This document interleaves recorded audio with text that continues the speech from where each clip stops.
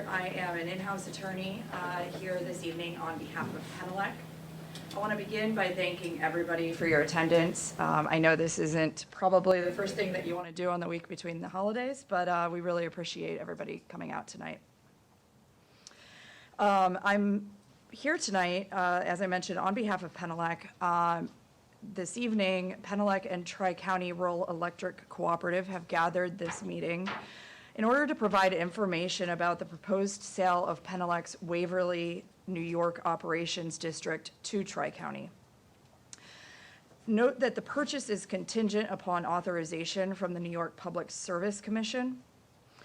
But with that, Penelec and Tri-County jointly submitted our regulatory required filings in April of this year, and the regulatory review process remains ongoing at this time.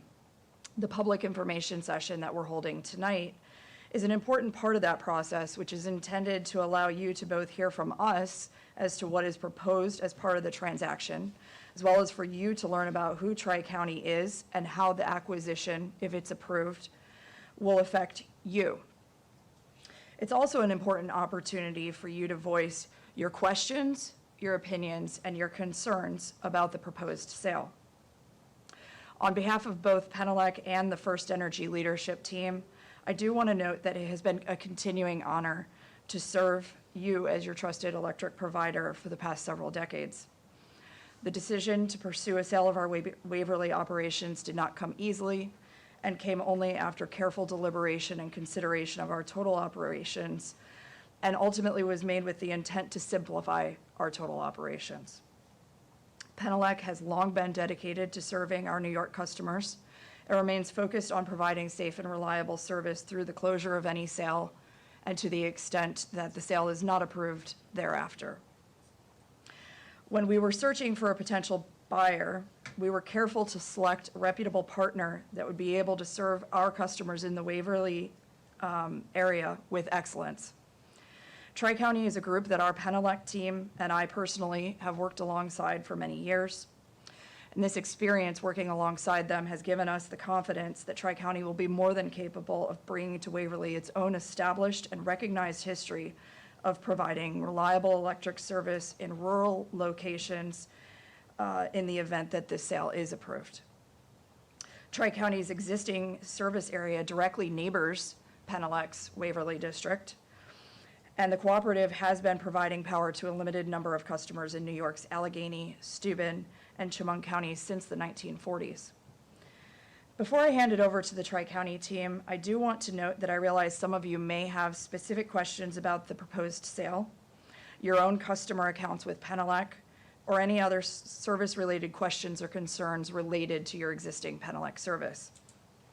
While tonight's meeting is focused on the proposed sale that I had just explained, I'm more than happy to answer any questions that you may have or take back any concerns that we may need to follow up on after this meeting. Please don't hesitate to find me during or after the meeting should you wish to discuss any of those items. With that, it's my sincere pleasure to introduce Tri-County's President and CEO, Kevin Brownlee, who's going to kick off Tri-County's presentation and tell you a little bit more about their operations. Good evening, everyone. Good evening, Mayor Ayers. It's a pleasure to be here. It's a great opportunity in front of us here, and we're pleased to be here tonight to explain this opportunity. I want to thank you for those in attendance in person, as well as those joining us virtually at this evening's public forum to discuss Tri-County's upcoming acquisition of Waverly's electric assets. And we are pleased that you're able to join us and hope this will be a beneficial time of discussion for you.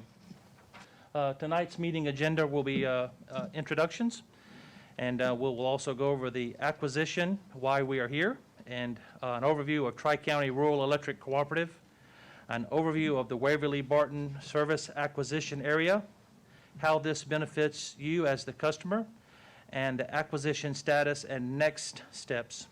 At this time, I would like to introduce the Tri-County staff and management. We have Mr. Arnie Kreiner, who is the chairman of the board.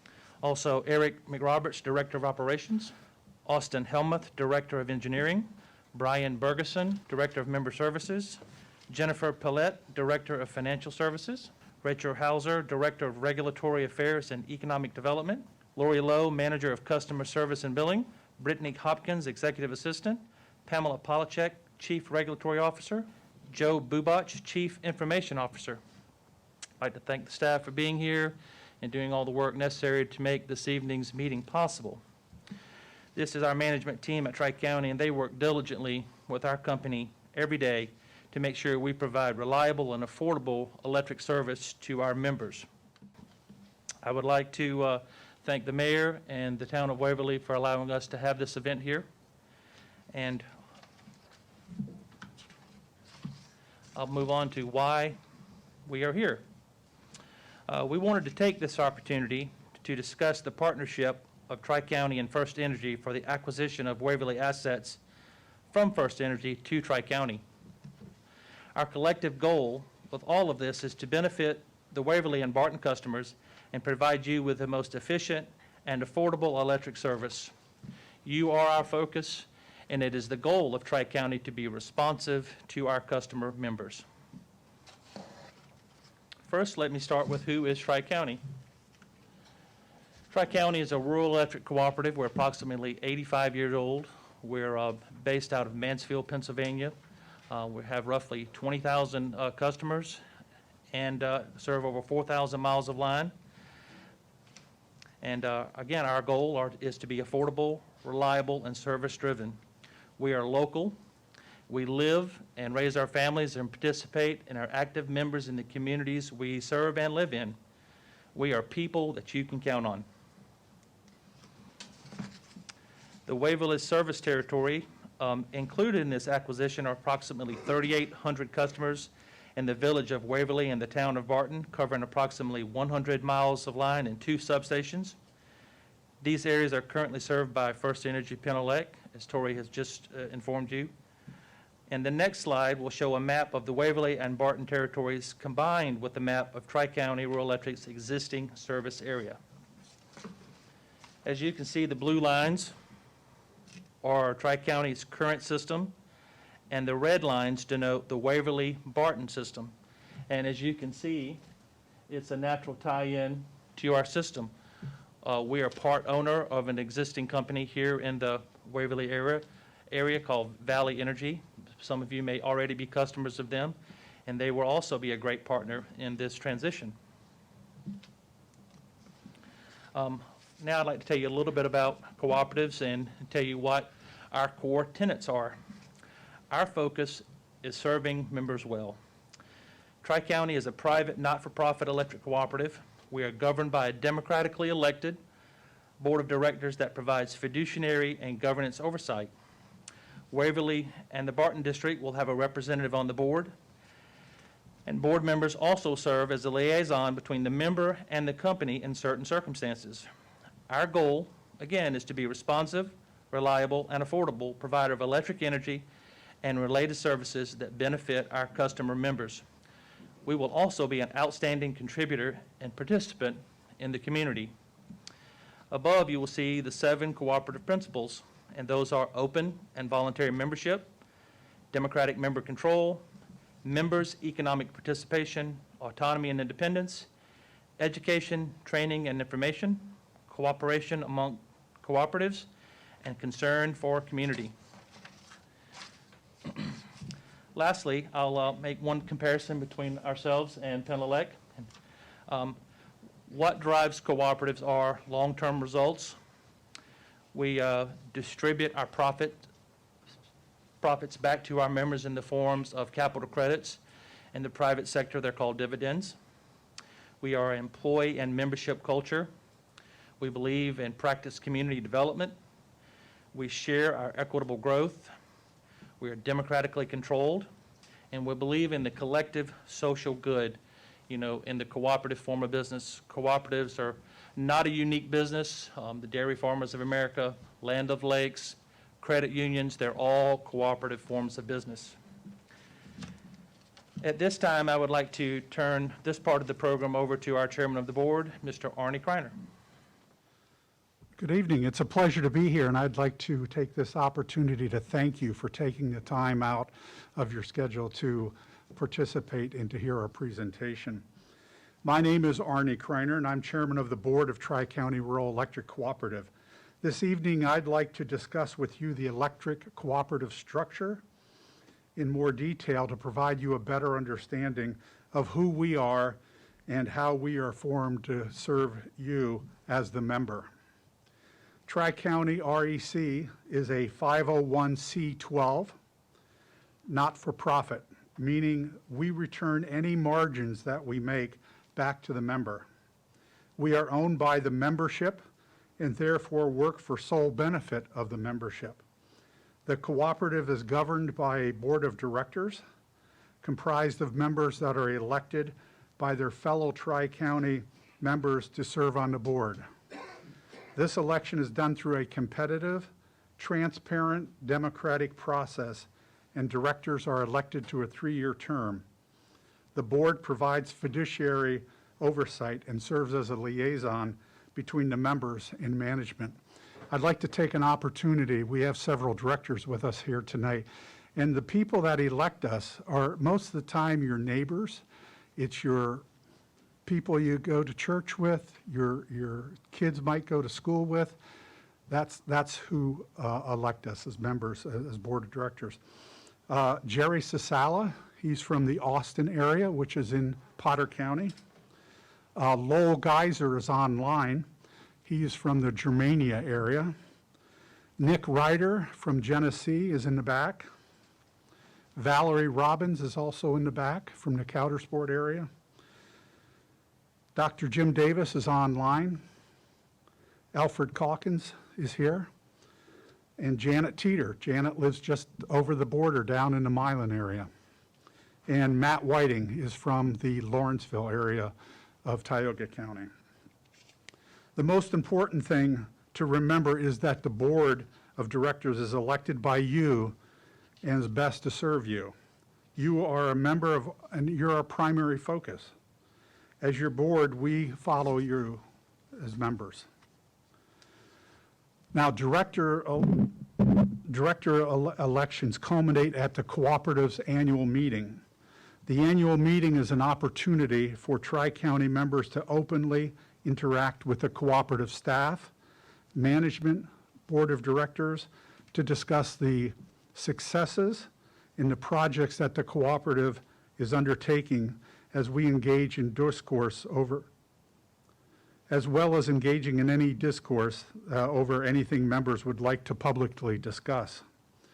Historically, the annual meeting has been held in person. Due to COVID-19, the annual meeting was virtually in 2020. However, we did return to in-person in 2021 and probably had, I don't know, close to 1,000 members there, if I'm not mistaken. The annual meeting is simply one avenue that members have to interact with management and the board of directors. We welcome the members to visit the cooperative offices or to reach out to us via telephone or email if they ever need to discuss anything. We are here to serve you.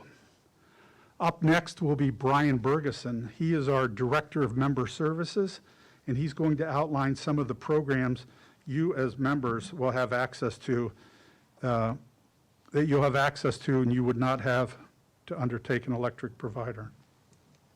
I guess I should have, this is the annual meeting. Okay, Brian. Thank you, Arnie. Member Services, the department that I run, one of our goals, our main goal, saving our members money. We do that in multiple ways. Energy audits, if a member calls in, has a high bill complaint, we can talk to them over the phone, try to figure out what's going on. If we can't get it over the phone, we'll send a guy out and he can go through the house and figure out what's using the energy in the house. And we do this at no charge. Appliance and electric vehicle rebates through our local energy efficiency program. That's a simple rebate form you fill out and gets sent to us, and you get your rebate directly from us. We have a co-op connections card that's available to all the members. There are thousands of national savings through this program. Also, local businesses can get a free advertising on the website there for anything they want to do for people that hold that co-op connections card. We also promote renewable energy. Net metering allows you to set up a solar system, and that will turn your meter backwards as it's producing. So you only pay for anything above and beyond what that unit will produce for the month.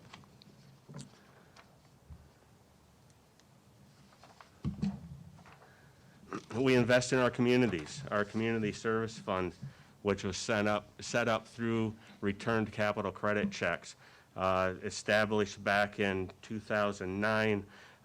Just in 2021 alone, we awarded over $73,000 to local nonprofit organizations, kids programs, softball, baseball. There's a simple form to fill out for that, and we meet twice a year to give that money out. If this sale goes through, then the Waverly area will have that available to them as well too. Some of the other things we do, our youth tour is a trip to Washington, D.C. for high school juniors. We send 10 or 12 students. They start by going to Gettysburg and then down to Washington, D.C. for an entire week. They go up on Capitol Hill. They see all the sights down there. It's a really impressive, life-changing event for these kids. Scholarships, we have a Mansfield University scholarship along with Claverack that we've had for, I believe, about 15 years. We also just set up a new scholarship for electric-related jobs that we should be giving out our first scholarship coming up this spring to a high school senior. High school senior and or an adult that wanted to get this. It's open to many people. We also do a lot of educational presentations. We've just finished up presenting to our 18th school, fourth grade classes with the tabletop display that's out in the hallway out there, if you got a chance to look at that. We use that for youth and for adults. We've been to PennDOT meetings too, to show them that and show the guys just how dangerous the electricity can be, because we want people to be safe out there. So we do all kinds of education. We don't set it up directly, but Eric and his group will set up and run our hotline display, which it hooks up to line power, and they really put on a good show with that too. So lots of stuff. Be happy to do it for Waverly if we get a chance. And Lori Lowe, Manager of Customer Service and Billing, is going to speak now about how her department serves the members. Good evening. Hopefully you can see me. So I get to talk about the superstars. So this is the team that you're going to speak with when you call in, and it is a great team. We're a very close team, but we do not seldom dress alike. So this is one of the times that we would be dressed alike. This is one of our annual meetings. So that was just a nice opportunity for us to get a good picture. So we have 4 full-time customer service representatives, Penny, Christy, April, Leslie. And then we have 2 part-timers that come in to help us out during the days that it's going to be really busy. So that's Teresa and Sarah. But we do have a really great team. I did give them some homework because I didn't want to do all the work. So I wanted to know how much customer service experience our whole group has. So they had to sit down and they had to think about it. Some of them have like a lot of years, over 30. So once I totaled it all up, our team has 150 years of customer service experience that we can draw on to help our members, because we're there for you. So we want to team up with you. So it's never the member against us, it's us working together. We're there for the members. And here's some of the ways that we have helped our members, and we really like to hear from our members. So if you're struggling with something, if there's something you think we can do better, let us hear about it, because we definitely we're going to work with you to get it to work. So one of those things was the levelized billing. So that was our budget billing. So a traditional budget billing was you take 12 months, you divide it by 12, and that's your budget for the year. But what was happening is some of our members would start using an electric space heater or something like that. So then at the end of the budget year, their bill was like $600. So it was just too hard. So we came up with levelized billing, which means it gets recalced every month. So we take the last 12 months, divided by 12 each and every month it bills. So if you have a drastic change, whether that's you're using less or you're using more, it's going to catch you up monthly instead of you having that huge balance at the end. So that was one of the things working with our members that we came up with. Our payment arrangements, we're always willing to help. Call us. That's really what we want. We want you to call us because we have a whole list of programs. If you need help, we're going to set you up with them. And typically, you're going to work with different organizations to get the money that you need to be connected. So we're not in the business to disconnect people for non-payment. That's not the business we're in. So we're going to do everything we can to get you the money that you need to keep your lights on. So, and I think this statistic really speaks volumes, is less than 1% of our current electric members were disconnected for non-payment, and 95% of those are back on. So like I said, we have the financial assistance programs that you call us and we're going to hook you up with those. And this goes right along with, we want you to call. We want to keep you connected. We want you to know what's going on in the cooperative because we are working for you. So whatever we can do to make it better for you, that's what we're going to do. So we've got places for you. You can call us. If you want to call us on the phone, you can email us. You can send messages through our Smart Hub app is where you would go online. You would sign in to view your bill. You can look at your daily usage. There's all kinds of things in there that you can look at. You can also report an outage. You could download our mobile app and report an outage. And here's what the bill is going to look like. There's a lot of information on this bill. I wanted to make sure that we got as much information to our members as possible. So you're going to see the bar graph here shows you each month the usage that you had. The red line will show you the high temperature, and the blue line shows you the monthly low temperatures. Over here you've got your daily average kilowatts used and the cost, your daily cost of electricity. And then here, these three balls here, you've got the total usage for this month. You can compare it to last month, and then you can also compare it to a year ago, which is really nice to see that information. And then we have a message portion up here, so anything like if we have days off, if the office is going to be closed, that's going to be in the upper part there. This little roundup post-it here, that changes monthly, so we can advertise different things that's going on. Now, during working hours, which is 7:30 to 4, you're going to get our team. You're going to get the team that was in pink team. So after hours, you're going to have our call center. We actually own part of the call center, so the other partner is Claverack Rural Electric. We teamed up with them, and we have our own call center. So they actually take after-hours calls for 10 companies, and 3 of those are in New York, and one of those is Valley Energy. So they're very used to taking calls in this area. There's also more offices in case we're having a huge outage that's affecting different companies. They can have a lot of employees come in to help take phone calls. Thank you, Lori. That was a great job. I'd also want to thank our customer service team.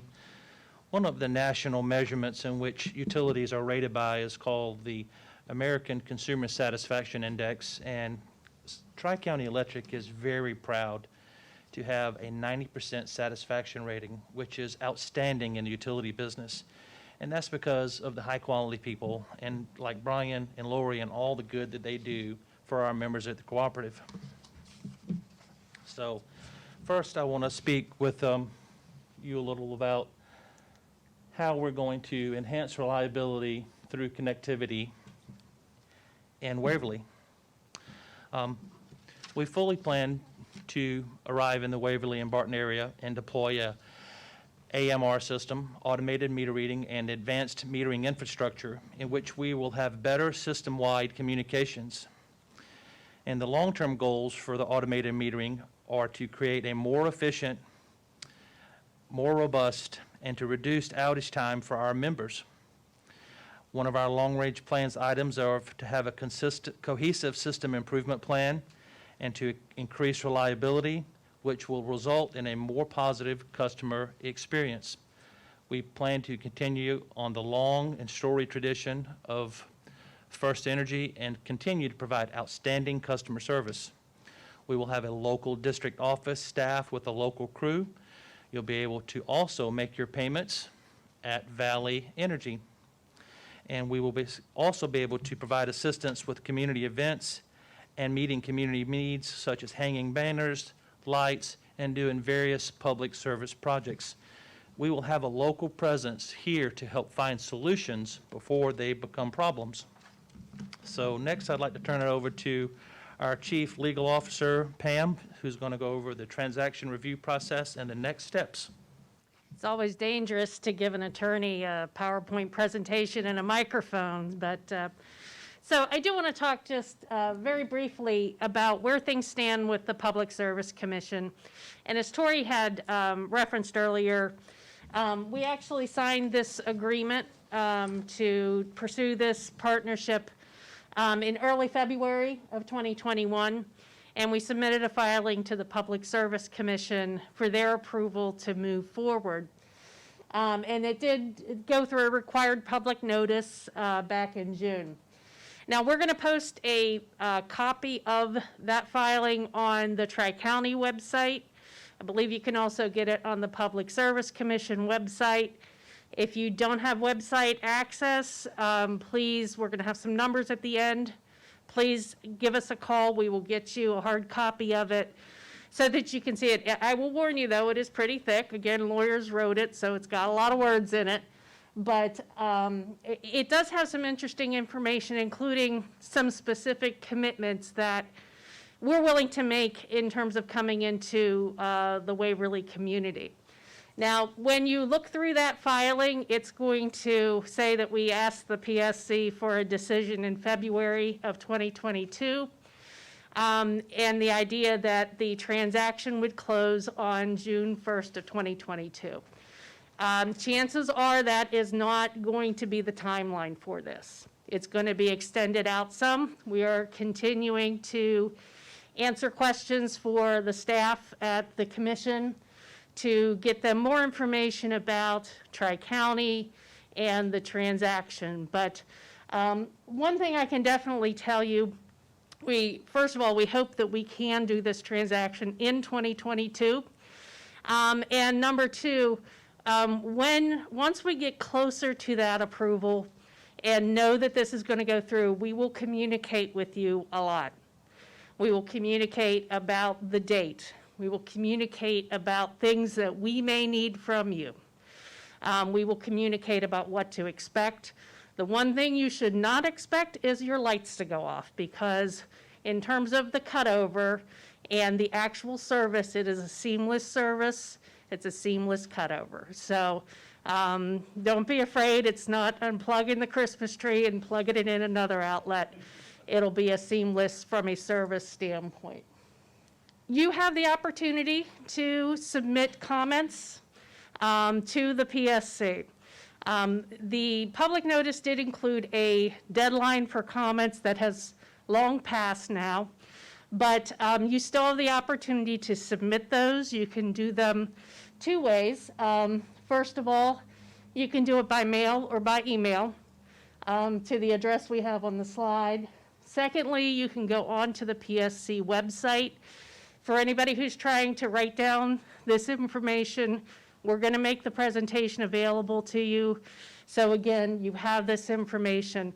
The key thing in terms of submitting comments, though, is to make sure that you reference the case number. That's the docket number that has been assigned to this.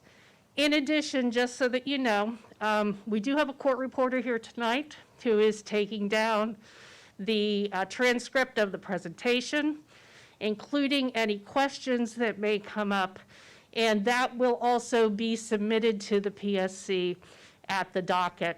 Now, we did, in terms of talking with the PSC and when they would hope to see comments, if you'd like to submit them, they did suggest you try and get them in in January, by the end of January, so that they can consider that in their review process. So now I'm going to turn it back to Kevin to wrap us up. Okay, we're at the end of our program here, but before we get into the question and answer section, I would like to thank you for attending tonight. Thank you for the board of directors and the staff here and for all the folks making this happen. This is quite a complicated achievement to do something like this in person and to present it online. So we thank you for that. We also expect to field some questions online. So if you have a question, if you would, raise your hand and state your name and address, and Pam and I will do our best to answer your question. Yes, sir, right here in the JEGS hat. My name's Mike Rick, Pine Street in Waverly. This summer we experienced 2 outages due to suicidal squirrels. Are you planning on having a crew in the valley to respond quickly, or? Yes, we do. We fully plan to have a crew, a local crew in this area. And squirrels are quite a nuisance, not only here, but in every utility across the country. And there are some protection devices that we can put in place. I'm sure there are protective devices already in line. But you can't guard against everything all the time, and it's just part of life. But, you know, we plan to come in here and do our very best to provide affordable and reliable service and be responsive to our customers. Yes, sir. My name is Daniel Larry, Pine Street. I'm down the street from Mr. Rick. You're represented very well now. I spent 23 years in this village as a trustee and the mayor. Welcome to Waverly, Thank you. and I look forward to working with you. I have a major question which has bothered me for years as the mayor. There are approximately 343 streetlights in this community. I treat that as public safety, I always have, and work very closely. On my way down tonight, I can personally verify there are at least 10 out. So if that's the case, when you people take over, what is your response time and how would you handle this? I feel very uncomfortable sometimes in this day and age with house break-ins and lights being out, public safety, a lot of people walking. It's a very concern of mine, has been for many years. I lived in this village for all my life, 84 years. And I have a concern about that, and what do you reply on that? Well, thank you for your question. That's a great question, and that's easy to handle. If you are aware, you're welcome to contact Penelec, or you can contact us. And if you know the address or near address, we can remedy that situation. But we fully plan to do line patrol ourselves and/or hire contractors to do line patrol to find such problems, and we will fix those just as timely as possible.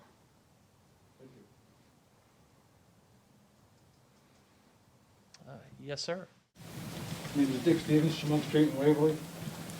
Most of my questions are associated to the cooperative. Sure. I'm not familiar with that. I've been 63 years a customer of Penelec, so for the company I've known and trusted for a lot of years. I'm not familiar with some things about a cooperative.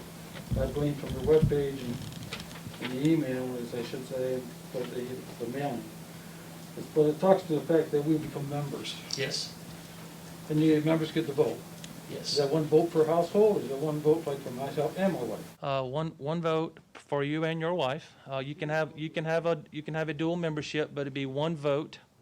And are you familiar with a credit union? Okay, it's the same format as a credit union.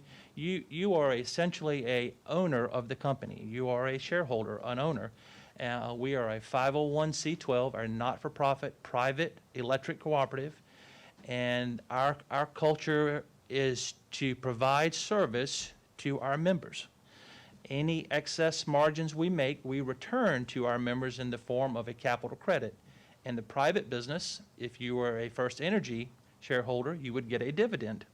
So, but as a member, you have a voice. You can contact me, our office, our staff, or even our board member, and we will be responsive to your needs. Okay, on that point there you just made as far as credit, cooperative credit or whatever, dividends, whatever. Are there tax implications to these dividends or credits that I would receive? No. Are there tax Well, she's shaking her head yes or no, I can't tell. Lawyer. I thought that they were treated as like dividend income. Now, Tara may know better, who is, We don't issue any type of tax document other than a check. No, Lori's telling me no, so Lori is the expert. Lori's saying no. I'm just gonna When go, I looked into it, because I did have this question from another member before, and when I looked into it, it was, you don't report it as income. just a nice, any other difference I get anywhere else, I gotta report as income, but this one doesn't, huh? Well, you know, you might want to check with your tax professional, but it's just a refund of any excess capital. Then you stated on here that once the transaction is complete, we become members of the Tri-County. Yes. Without choice, we're members. Would you repeat that? We're a member automatically. We don't have to sign a legal document. There's no contract between me and the company. I'll defer to Pam on that.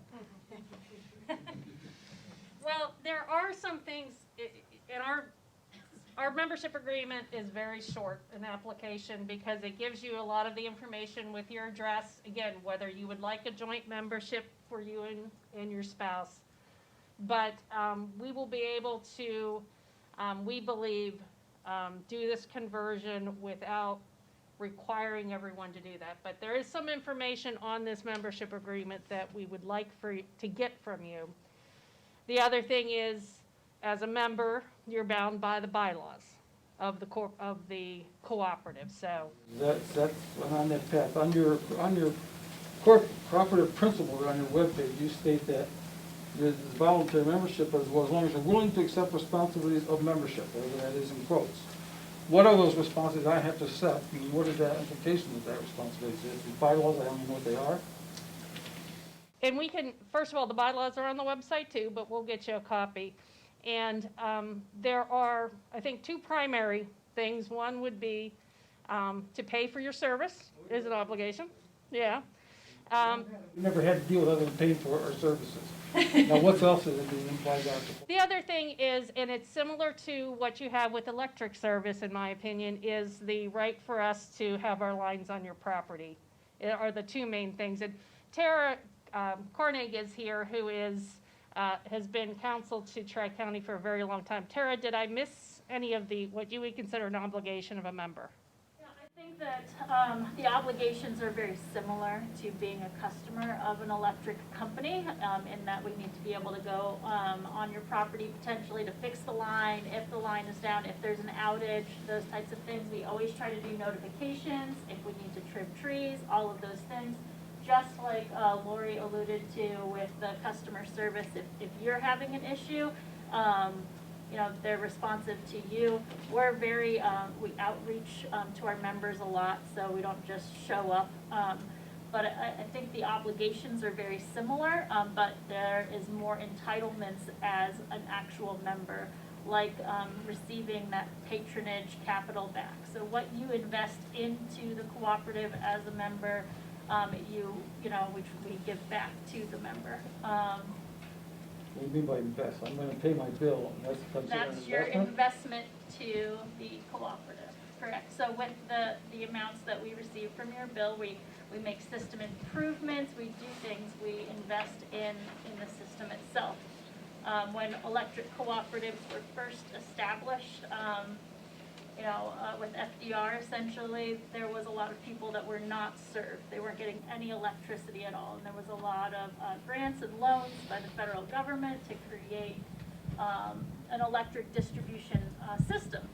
And so, you know, we're paying back those members, those farmers, those rural peoples that originally invested in the system, just like we would be paying you back through your investments. And that's how we operate on a nonprofit basis. So the obligations are similar to being a customer, but there's more, I think, that you get being a member. Just never thought there was a problem getting access to a person's house if they wanna buy the electricity, you gotta give them access, but I guess that's not a problem for me personally. But anyways, this thing about surpluses and coming back as credits, whether it's tax imposition or not, apparently now set to the side, these are any. But what about liabilities? You got excess surplus in finances, we benefit from that, but let's say you guys start losing money, and I'm a member, am I gonna have to pony up a higher bill or put up money? Because we all know what happened in Texas a few years ago, and a major problem down there with people, after they lost power for weeks, got hit with bills, $16,000 bills in 1 month, because their share of paying for loss the company incurred because they were members and was in their contract. But is that same type of thing that's gonna happen here with this cooperative, that I'm a member and now I'm also now jointly liable for whatever losses this company might ensue down the road? Look at this. So there's kind of a two-part answer to that. And one is that, no, you're not liable, you know, if the company goes bankrupt. If we do something like that, then the members are not liable for that, and it talks about that specifically in the bylaws. Now, if, you know, electricity becomes more expensive, if we have to invest a bunch in our infrastructure and, you know, we're spending money, then, you know, our members are investing in that infrastructure just the same way they would in an investor-owned utility, I'm sure. Would see that in a rate hike as far as paying for that investment in infrastructure? The numbers? The transmission would be for, you know, the rates, the distribution would be the infrastructure. So we're a distribution cooperative, not a transmission company. And the other thing I would just add too on what happened in Texas was with the generation supply portion of the bill. That market went haywire because of the shortages. We're in a different wholesale market. First of all, there are caps that didn't exist in Texas, so that's one thing. And secondly, we get 70% of our power doesn't come from the market. It comes from resources that are operated by the Allegheny Electric Cooperative, which is a large group of cooperatives that came together in Pennsylvania to do the supply portion of this. So those costs don't change if the market spikes to $1,000. It's just that 30%, and then they do hedges. So we're very careful about that purchasing and about trying to control the volatility and not have exposure of even that 30% to that real-time wholesale market price, which is what happened in Texas.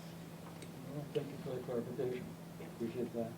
I guess the question I had when someone in here was for Penelec, because you're not taking personal lap, but I guess I'll leave it up to you to consider taking back. Why now? Why did Penelec decide they don't want to service New York customers anymore? We've been their customers for a long time. And other than you saying it was some restructuring, it was simplified restructuring in the company. Is there a financial reason, like you're losing money in New York State, you're not going to be cutting it loose, or what is the purpose for Penelec to make this decision to find a buyer to promote it to? And or is this also an opportunity for a utility rate change when a new company comes and takes over? Because it often happens in regulatory processes with some things. New owner takes over, they can change the rates and stuff. So Sure. So I heard a couple of things in that question, so I'll take them piece by piece. I would first say, I'll take the last piece first relative to rates, and I would say, you know, for Penelec's purposes, this is not going to implicate rates for us in any kind of a different way. In Penelec's operations, we have an entirely different rate structure for the New York system than we do for the Pennsylvania system. We have always very carefully segregated that, and it has always been very tightly looked at by both the New York and the Pennsylvania utility commissions. So we're not allowed to make changes without approvals from those entities. What I can't speak to whatever Tri-County's plans will be over time. I will say for our purposes, you know, we would expect, I know, I think the last rate increase that we had for the Waverly district for your community was in 2017. I would anticipate if the sale does not go through, that we may see something along the same lines as what we saw in 2017, which was a fairly modest increase, but you know, those things happen in everything that we buy, electric or otherwise. Beyond that, there really is not anything in terms of rate implications. I would say that this sale is the value of it, and if you were to look at the details of what are in the filing that Pam had mentioned, you'll find that this is not a sale that is contemplated to create any sort of I didn't get that. Could you? Apologies. It's not going to create any sort of additional revenue for Penelec. We are selling at book value, and that means that we are going to recoup the exact value that is sitting on our financial books for the transaction and nothing more. So this is not a big shareholder move for our purposes. To your original question about why now? I will tell you, I have worked for First Energy as their in-house counsel for 11 years now. I know that this is something that we've contemplated periodically. It has not become a serious conversation until we found the right buyer. And I think that the now about it is really, we go through those types of conversations as a large organization periodically around much of our territory. In more recent years, First Energy has gone through a lot of change. We've spun off our generation side of our business, which is, that arm that creates the energy that Penelec in turn delivers to your house. And, coming out of that, we've been taking the opportunity to really take a look at the remainder of our operations and truly focus in so that we can do so with excellence. There's been a lot of change in our industry, and we've realized that we need to focus in a little more tightly and frankly, from a jurisdictional standpoint, in terms of how we're regulated, this makes the best sense for us right now. And so that's really, a function of just how it is that we're regulated, how our business has changed over the last decade or so, and, what those options are that are available to us. I'm sorry, one last question. No, sit down. You mentioned automated metering, something like that, I think it's automated, every my handwriting. Does that eliminate estimate usage? That you'll know exactly what we used every month, so we don't want to get estimated bills? We will, but rare will be the circumstance that we may have to estimate in the event of a technology failure. But Yeah, yes, it okay, will. some kind of event happens, whatever. Right. Normally you would get actual Yes, and usage bill. and because of that, you will be able to use our Smart Hub app and see your daily usage. You can send us a message, we'll send you a message. It have your heating and cooling days on there, so you can understand how the weather affects your bill. It's quite a useful tool and a way of communicating with your electric cooperative. Thank you.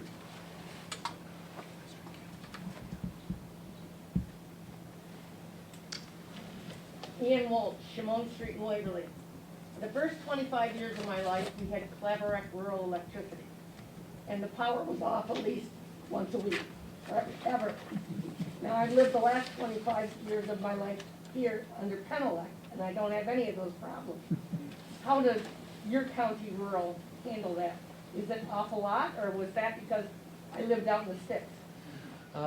Your outage in your area was likely a condition of your environment there. However, we expect the service availability of where you're currently at to remain the same. It'll be a seamless transition. We're going to receive the same bulk transmission, same substation, same lines. You shouldn't see any difference other than your bill, the name on your bill. This is it.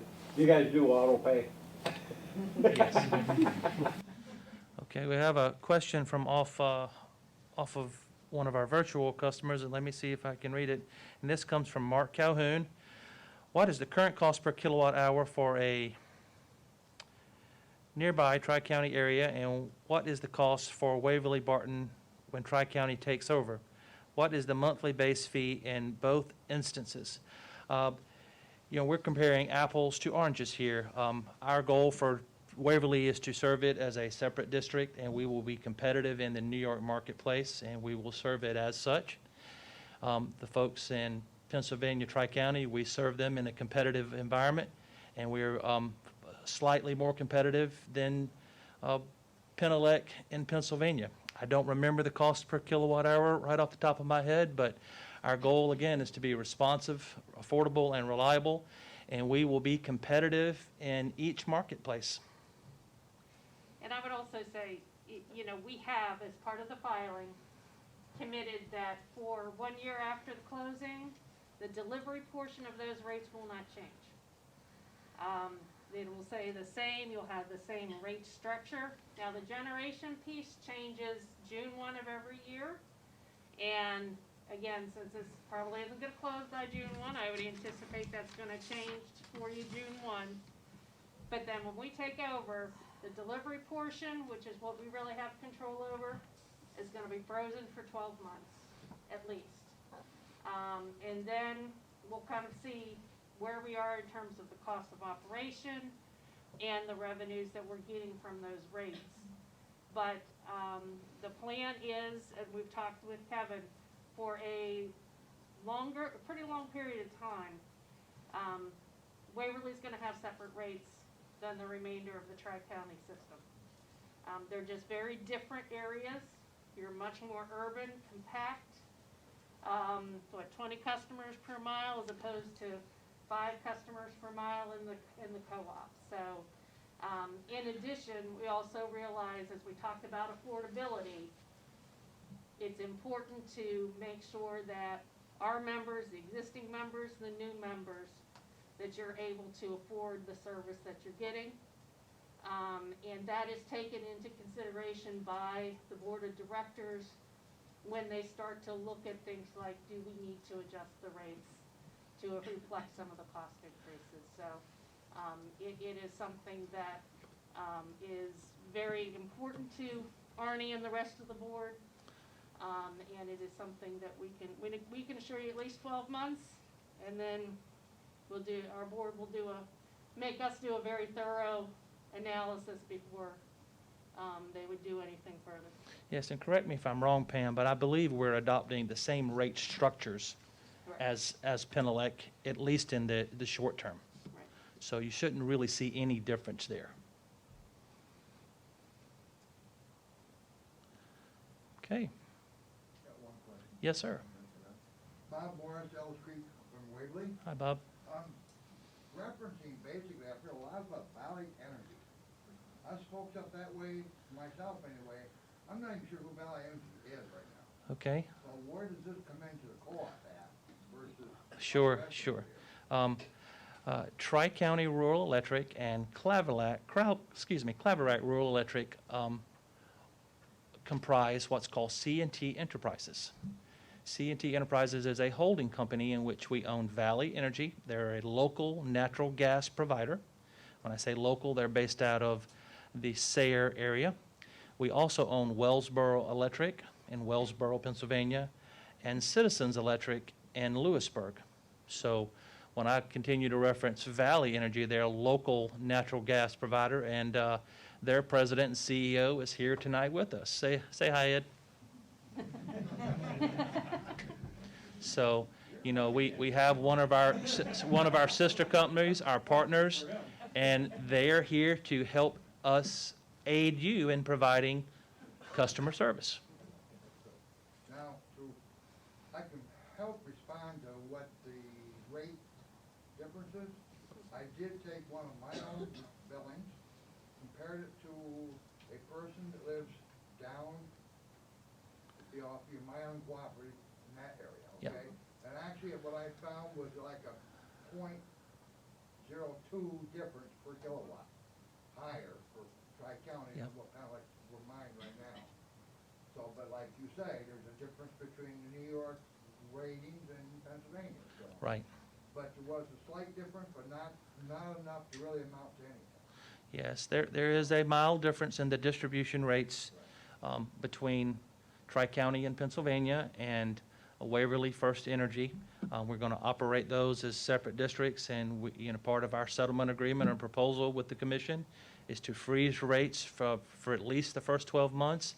And like Tori alluded to, we only see a modest adjustment in the future. You are all private consumers here. You're very well aware of what's happened at the gas pump, what's happened in natural gas, at the grocery store in the last 6 months. As a utility, we are not immune to commodity and inflationary pressures. And as a not-for-profit, we have to adjust our rates from time to time to accommodate for that. But when we do make excess profits, we return it to our members in the form of a capital credit or a dividend. Thank you.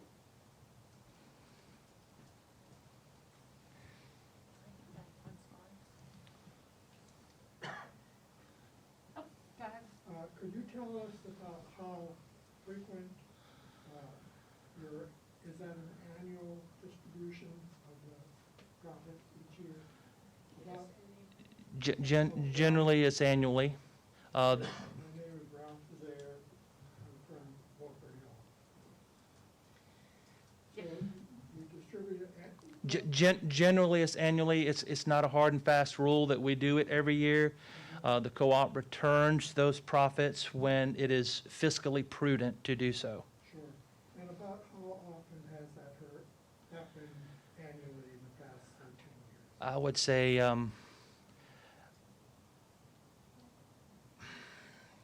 I don't know exactly, but it is a majority of the time for sure. And what happens is, we're trying to keep it kind of high level, but we go through the calculation every year that's required by the IRS to keep the nonprofit status. So we go through this process every year to allocate these capital credits. That doesn't mean they immediately come back to you. They kind of sit there. And again, when it's fiscally prudent, the board says we're going to then what's called retire them. That's when you start to see the payment back.